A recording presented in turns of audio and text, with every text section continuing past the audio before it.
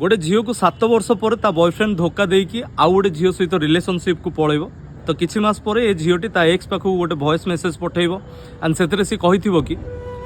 तुम ऑफिस जीव बोली डेली सकाळ 8:30 मु तुमको कॉल करके उठाउथिली टिके टिके कथारे रागी गले तुम मो माँ भौणी नहीं कि मते भाषा कहूथिलो ताकू भी शुणुथिली ना तुमठू केबे दामी गिफ्ट आनी ना बड़ बड़ होटेल को तुम सहित खाइया पई जाइछि कहीं ना मु चाहूली से पैसा तुम तुम परिवार पई खर्च कर से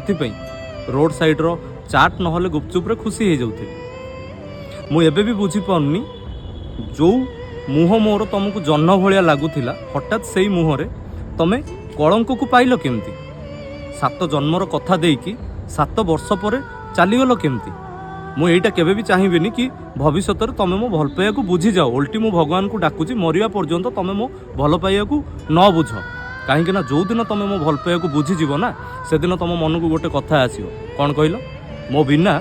तुम बंचो केमती।